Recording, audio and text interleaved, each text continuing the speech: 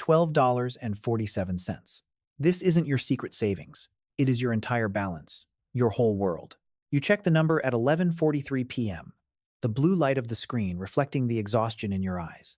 You are lying on a secondhand mattress, something you found on Facebook Marketplace just to have a place to sleep. You check it again at 11:44, hoping for a miracle. But the cold, hard number remains exactly the same. You carry the heavy burden of $31,000 in student loans, a debt that feels like a mountain. There is $4,200 sitting on a credit card, accumulating interest while you try to breathe.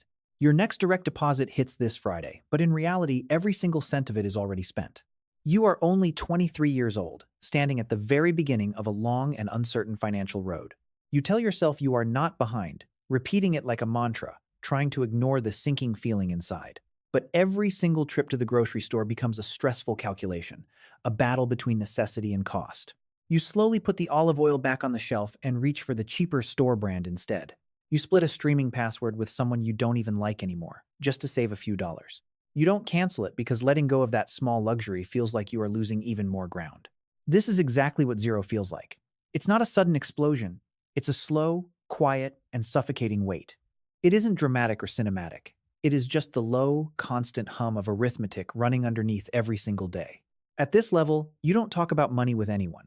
You keep your head down and stay silent. Nobody talks about it. Yet you know that everyone around you is doing the exact same desperate math. You find yourself watching your bank app more than your personal messages, obsessed with the fluctuating digits. You have learned your account number by heart, a sequence of digits that defines your current existence. You move $200 to a savings account on Monday, only to move it back 3 days later.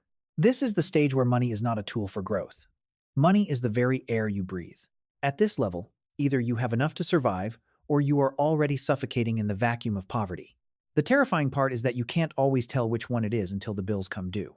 The first rule you learn is that at zero, your entire relationship with money is driven by raw emotion. And you quickly realize that emotional decisions always seem to compound in the absolute wrong direction. You finally get a raise, not a massive one, but $6,000 more a year before the taxes hit. It lands in your pocket as an extra $387 every single month. You felt rich and powerful for approximately one afternoon, dreaming of all the things you could finally buy. But then, reality hits when the car suddenly needs $900 for new brake pads and rotors. You learn the hard way that expenses will always expand to fill whatever new space you make for them sense. It always starts there. It always will. You focus and pay off the smallest credit card, a balance of $1,200 gone forever. You take a screenshot of that beautiful zero balance, a digital trophy of your very first financial victory. You send that picture to nobody, because you know that no one else would truly understand its significance. But to you, that screenshot means everything. It is proof that you are finally taking back control. For the first time in your life, a number moved in the right direction because of a conscious decision. That is the true beginning. You eventually cross $10,000 in savings for the very first time. You are 26 years old now, and you have never seen 5 figures in your own account before. You check that balance constantly for the first week, staring at the numbers in a state of pure disbelief. You don't spend a cent of it. You just let it sit there, watching it like a guardian. The psychological weight of having $10,000 is completely disproportionate to the actual value of the money. You start to feel like you have crossed into a different category of person, someone with a future. You haven't actually changed yet, but you can feel the shift in your mind and your confidence. You start reading, not the shallow self-help or empty motivation, but actual books on how money moves. You spend your nights learning what an index fund is and how the global markets truly function. You open a brokerage account and stare at the empty screen for 3 weeks before you find the courage. You finally invest your first $1,500, feeling both the excitement and the intense fear of loss. The market dips the very next day, and you watch your hard-earned money begin to vanish. You almost pull the money out in a panic, but you stop. You realize fear cannot run your life. This is the moment you decide whether fear will run your decisions, or if you will run them. The shift happens. You stop thinking about money as a safety net and start seeing it as information. You are making $68,000 a year now. You've managed to save $40,000 in total. You have a Roth IRA that you are actually contributing to every month, building a silent future. You feel, by most conventional measures, fine and stable. You are living the life you were told to live. You max out the 401k. You build a solid emergency fund. You carefully avoid any lifestyle inflation. You are doing everything right. And then, one night, you sit down and run the numbers all the way out. You type your future projections into a spreadsheet at midnight, looking at the cold reality of time. You stare at what 40 years of disciplined saving at your current income level actually looks like. Something heavy shifts in your chest because the final number at the end is not what you wanted. It's a fine number. It is enough to survive. But it is certainly not the life of freedom you imagined. This is the competence plateau. You are excellent at surviving, but you are not yet good at building. The second rule is revealed. A salary is a ceiling cleverly dressed up as a stable floor. The moment you see this reality clearly, you can never unsee it. The illusion is broken forever. You start a side project. You don't call it a business yet. It's just a weekend obsession. It starts by making $400 a month, then $900, then suddenly $1,700. You don't tell your employer. You don't tell most of the people in your life about your progress. You reinvest every single dollar back into the project for 14 long and disciplined months. You eat the same simple lunches. You don't upgrade your phone or your clothes. You stay focused. Your net worth eventually crosses $80,000, then moves steadily toward $110,000.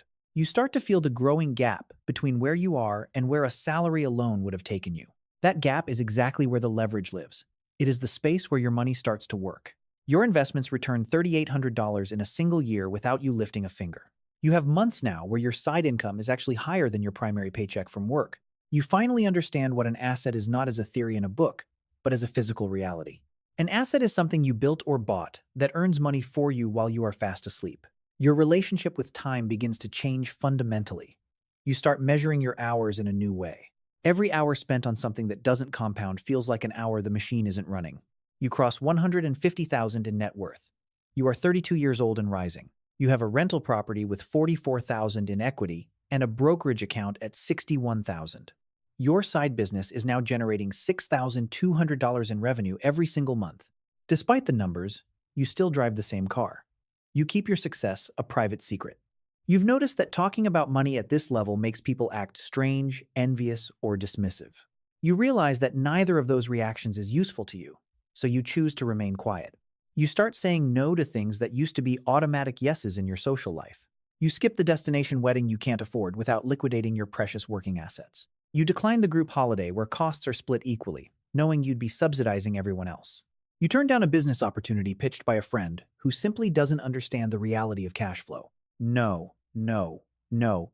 You repeat it until it becomes a shield for your growing capital. You can feel the friction in your relationships, but you stay quiet and you say no anyway. The shift. You stop spending money to maintain relationships and start protecting capital to build options. At $300,000, your money is finally starting to develop a personality of its own. Your capital has preferences now. It wants to go to certain places and it strongly resists others. You've had one investment return $22,000 in 8 months, while another lost nearly $10,000. You don't panic about the loss anymore. You understand now that this is simply the cost of the game. You don't pull back in fear. Instead, you recalibrate and you reposition your pieces on the board. This is what the people at the bottom think they understand, but the people at the top actually live. They think the top is about avoiding all risk, but it's actually about choosing which risks are worth it. The third rule, below $500,000, you buy assets. Above it, assets start buying each other. You are getting close now. You can feel the gravity of wealth pulling you toward a new level. You can feel it the way you feel the energy of a room before you even walk through the door. 670,000, 810,000. The momentum is becoming an unstoppable force. You've restructured the business twice, brought on a partner, and exited an investment for a large gain. You roll all the proceeds into something even bigger. You are 36 years old and a millionaire. Your net worth is $920,000, and you stop sleeping as well as you used to. It isn't from stress or worry. It is from the sheer intensity of the game you are playing. You are running complex financial scenarios in the shower, constantly looking for the next move. You are sending emails at 5:30 a.m. to people working in completely different time zones across the world. You turn down a job offer that would have paid $210,000 in salary. Your parents cannot understand why you would say no to that kind of security and prestige. You don't explain it fully because you know they won't understand. You just say it didn't feel right. Then, it finally happens. A Tuesday. Nothing ceremonial or special happens to mark the moment. Your brokerage app updates and the number on the screen is finally $1,040,000. You sit with that number for a long moment, waiting for a feeling of grand transformation. You thought you'd feel different, but there is only a quiet satisfaction that quickly fades away. Almost immediately, you realize it is not enough, not in a greedy way, but in a practical way. $1 million at a 4% return is only $40,000 a year.